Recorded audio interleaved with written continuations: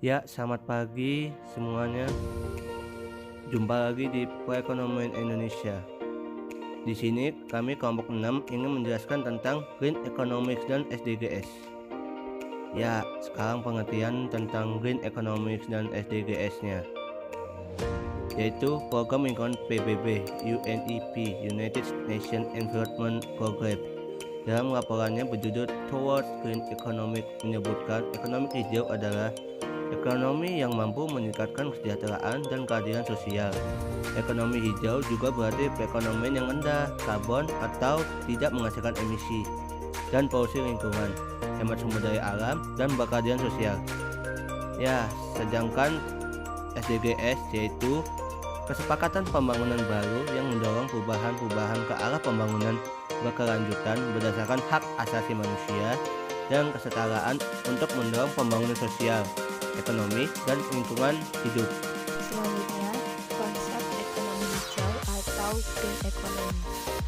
Konsep modern green economy merupakan konsep yang dikenalkan untuk melengkapi sekaligus mengembangkan konsep green economy yang telah ada dengan aspek pembahasan yang lebih membatasi pada ekonomi untuk hal-hal yang bersifat ramah lingkungan.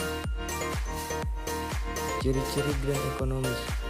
Ciri ekonomi hijau yang paling membedakan dari pergantian ekonomi lainnya adalah penilaian langsung kepada modal alami dan jasa ekologis sebagai nilai ekonomi dan akuntansi biaya, di mana biaya yang diwujudkan ke masyarakat dapat ditelusuri kembali dan dihitung sebagai kewajiban kesatuan yang tidak membahayakan atau mengabaikan aset.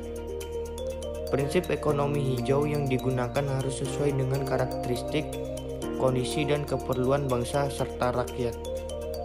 Prinsip ekonomi hijau juga akan mulai digunakan pada proses penetapan berbagai bentuk kebijakan, perencanaan, dan program di berbagai sektor pembangunan ekonomi. Upaya mewujudkan ekonomi berkelanjutan. Rencana Pembangunan Jangka Panjang Nasional atau RPJPN 2005 sampai 2025 menggariskan visi pembangunan Indonesia adalah Indonesia mandiri, maju, adil, dan makmur. Kondisi yang digambarkan dalam visi ini dicirikan oleh tingkat kemandirian, kemajuan, keadilan, dan kemakmuran yang ingin dicapai. Pembangunan sebagai usaha untuk menuju kemerdekaan haruslah merupakan upaya pembangunan kemandirian. Transisi ekonomi hijau dan pembangunan berkelanjutan. 1. Ekonomi rendah karbon. Ekonomi rendah karbon adalah ekonomi yang tidak banyak menggunakan sumber energi yang mengeluarkan karbon dioksida, sehingga ekonomi tersebut juga tidak banyak mengeluarkan gas rumah kaca ke biosfer. Gas rumah kaca yang dikeluarkan oleh kegiatan manusia merupakan penyebab utama pemanasan global atau perubahan iklim. Sejak pertengahan abad ke-20, apabila gas rumah kaca terus-menerus dikeluarkan, suhu dunia dapat meningkat dan ekosistem serta kehidupan sehari-hari manusia dapat terancam. 2. Selanjutnya ke ekonomi hijau. Perubahan dapat dilakukan secara bertahap dari ekonomi rendah karbon menjadi ekonomi hijau.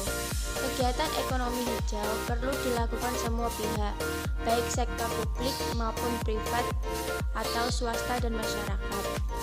Selanjutnya, para pelaku ekonomi mewujudkan langkah ekonomi hijau melalui investasi rendah karbon dan rendah polusi. Investasi yang meningkatkan efisiensi energi dan efisiensi sumber daya, serta investasi yang mencegah hilangnya keanekaragaman hayati atau biodiversity dan jasa ekosistem. Dalam kaitan ini, nampak keterkaitan antara ekonomi rendah karbon dengan ekonomi hijau dan elemen tambahan yang perlu dilakukan untuk terus secara konkret melangkah dan menuju pembangunan berkelanjutan atau sustainable development.